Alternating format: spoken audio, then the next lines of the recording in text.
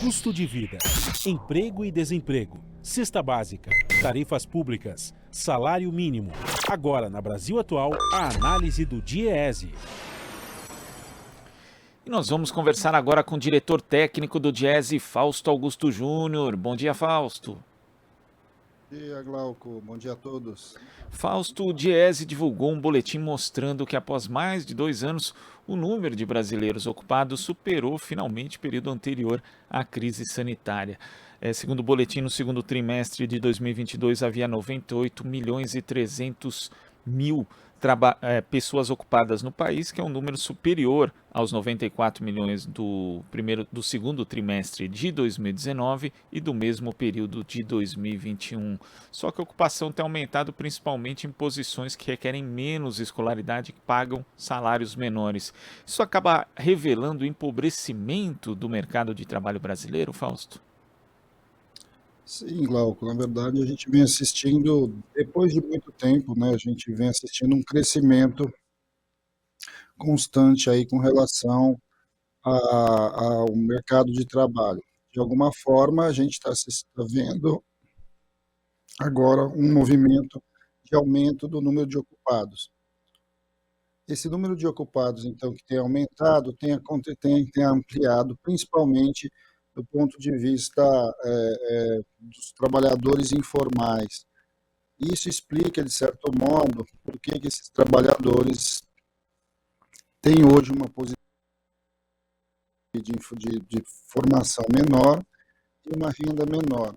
Ou seja, você tem, na verdade, neste momento, um movimento de redução, então, dos trabalhadores, de redução da qualidade do emprego dos trabalhadores em geral. Acho que essa é uma questão colocada com relação à formação do emprego, à nova reorganização do mercado de trabalho. O mercado de trabalho hoje, ele se organiza de maneira mais precária e isso explica, de certo modo, por que ele está menor, né? Por que ele está melhor, está maior, porém está pior.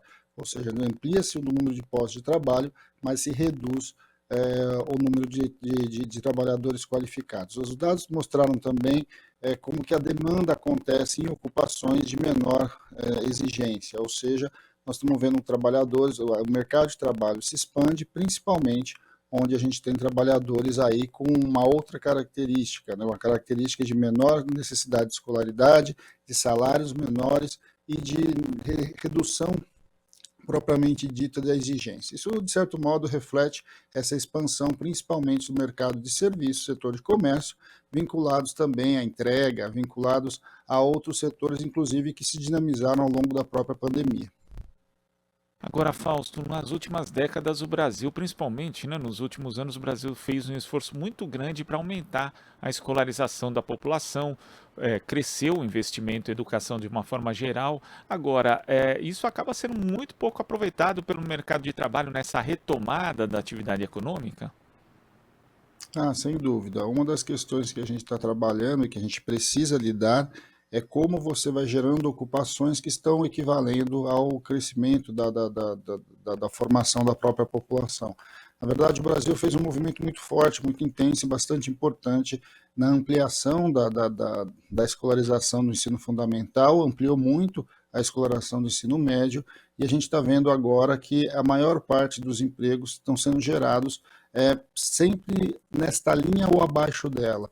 E, de alguma forma, mesmo a expansão do nível superior, que foi bastante importante, ela, de certo modo, não encontra ressonância para os trabalhadores em geral. Um dado bastante importante é que uma parte significativa dos trabalhadores de nível superior acabam não encontrando vagas nessa área, ou seja, nos encargos da sua ocupação. Eles acabam indo para ocupações de nível médio ou preocupação, às vezes, muitas vezes até sem necessidade de escolarização mais alta, e isso vai mostrando para a gente que o nosso problema é também um problema de geração de emprego e renda, né? Nós precisamos lidar, a questão da educação é fundamental, ela ajuda a gente a pensar e a nossa produtividade, a melhorar a cidadania do país e etc., mas ela precisa encontrar reverberância aí, né? Ela precisa encontrar espaço dentro do mercado de trabalho, algo que ainda está muito aquém das nossas necessidades. Isso vai mostrando um pouco um país que, de certo modo, vem se especializando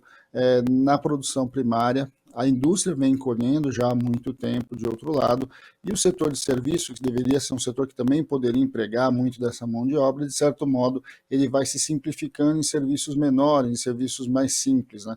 Então, você vai tendo um mercado de trabalho bastante precário, um mercado de trabalho muito heterogêneo e um mercado de trabalho que, de alguma forma, está com bastante dificuldade para avançar do ponto de vista da sua reestruturação. De alguma forma, a gente está vivendo hoje um mundo de transformações, mas essas transformações que demandam, inclusive, mais tecnologia e mais mão de obra formada, mais qualificação, ela não vai se verificando de fato na realidade nos empregos que vêm sendo gerados. De alguma forma, o Brasil precisa dar o salto do seu desenvolvimento, alterar, de certo modo, o padrão, aí, esse rumo do seu desenvolvimento que pedia produtos primários em detrimento aí da indústria, em detrimento de produtos mais complexos e demanda de serviços mais complexos. De alguma forma, isso vai mostrando também por que o Brasil vem perdendo espaço na economia global e vem perdendo espaço aí na disputa tecnológica internacional. Agora, Fausto, além de acabar trazendo poucas perspectivas de ascensão para os trabalhadores que já estão no mercado de trabalho, isso também afeta o futuro, já que os mais jovens podem ver essa realidade e, de repente, deixar de ter como meta o aumento da própria escolarização? Bem, esse é um dilema, né, que o Brasil já vive há algum tempo. Quer dizer, você precisa construir mecanismos dessa transição entre a escola e o mercado de trabalho.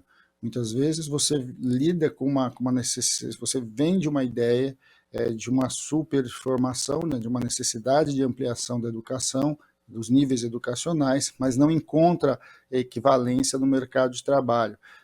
Isso é algo bastante preocupante, a gente já vem discutindo isso já há algum tempo, e que o Brasil precisa dar o salto, né? Ele precisa dar o salto do ponto de vista educacional, sim, e ele vem fazendo transformações importantes, principalmente até 2016, quando você teve uma ampliação bastante significativa de jovens nas universidades, mas esses jovens precisam encontrar espaço dentro do mercado de trabalho. Nesse momento, a gente tem aí uma crise bastante longa, uma crise bastante significativa, em que a gente tem lidado com essa dicotomia entre emprego e qualidade de emprego e direitos, inclusive uma fala aí do presidente Bolsonaro, né, você vai querer ter emprego, você não vai ter direitos, tudo isso, de certo modo, vai minando um movimento bastante importante que vem desde o final dos anos 80 de ampliação aí, dos níveis educacionais, de ampliação da qualidade da formação do trabalhador brasileiro.